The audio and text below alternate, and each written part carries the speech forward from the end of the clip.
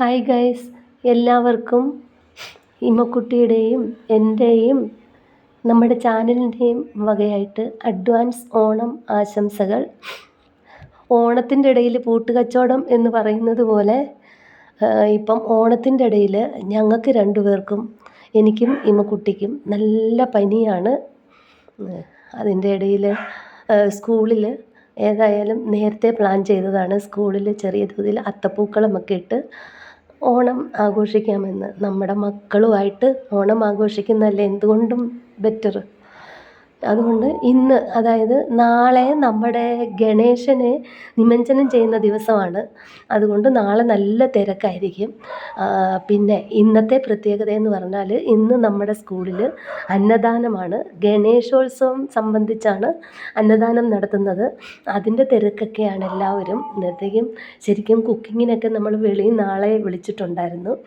അതുകൊണ്ട് ടീച്ചേഴ്സിനും ഇപ്പം ഞാനും ഞങ്ങളെല്ലാവരും കുറച്ച് ഫ്രീ ആയിരുന്നു എന്ന് എങ്കിൽ വിചാരിച്ചു ഇന്നൊരു പ്രത്യേകതയുള്ള ദിവസമാണല്ലോ എന്ന് കരുതി ഞങ്ങൾ എന്ത് ചെയ്തു, ഞങ്ങൾ ഏതായാലും ചെറിയ തോതിൽ ഒരു അത്തപ്പൂക്കളമൊക്കെ ഇടാം, ഓണസദ്യയായിട്ട് അന്നദാനം ചെയ്യാം.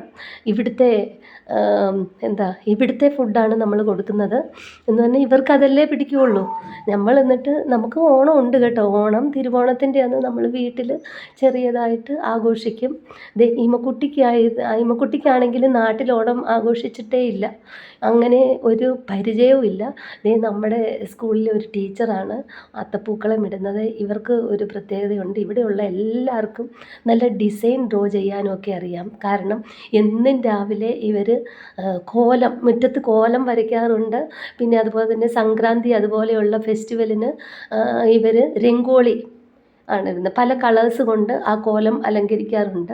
അതുകൊണ്ട് ഇവിടെ എല്ലാ ടീച്ചേഴ്സിനും അറിയാം, എനിക്ക് ഒഴിച്ച് ബാക്കി എല്ലാവർക്കും ഇങ്ങനെ ഡിസൈൻസൊക്കെ വരയ്ക്കാൻ അറിയാം. നമ്മുടെ പിള്ളേർക്കും അറിയാം, നമ്മുടെ സ്കൂളിലെ മക്കൾക്കും ഇതൊക്കെ അറിയാം. അതുകൊണ്ട് അവരെ കൊണ്ട് തന്നെ പിള്ളേർ നേരത്തെ എന്നെ അടുത്തു കുറേ അവർക്ക് കിട്ടാവുന്നത്രയും അവർ ഫ്ലവേഴ്സൊക്കെ കളക്ട് ചെയ്തുകൊണ്ട് വന്നായിരുന്നു. അതുകൊണ്ട് നമുക്ക് വെളിയിൽ നിന്നും പൂ വാങ്ങിക്കേണ്ടതായിട്ടൊന്നും വന്നില്ല. ഉള്ളത് വെച്ച് ഓണം പോലെ എന്ന് പറയുന്നത് പോലെ നമ്മൾ ആ കിട്ടിയ ഫ്ലവേഴ്സ് വെച്ച് ഒരു ചെറിയൊരു അത്തപ്പൂക്കളം ഒരുക്കി. അത് പ്രത്യേകിച്ച് അത് ശരിക്കും ജോക്കല്ലേ എന്ന് പറഞ്ഞാൽ, തെലുങ്കാനയിലെ കുട്ടികൾ ഓണം ആഘോഷത്തിന് വേണ്ടി അത്തപ്പൂക്കളം ഒരുക്കുന്നു. അതൊരു എന്താ പറയുന്ന ഒരു വെറൈറ്റി ആയിട്ട് തോന്നുന്നല്ലേ. എന്താണേലും ഓണാഘോഷം നടത്തി അത് കഴിഞ്ഞ് അവർക്ക് സദ്യ കൊടുത്തു. സദ്യ എന്ന് പറഞ്ഞാൽ നമ്മുടെ കേരള സദ്യയല്ല,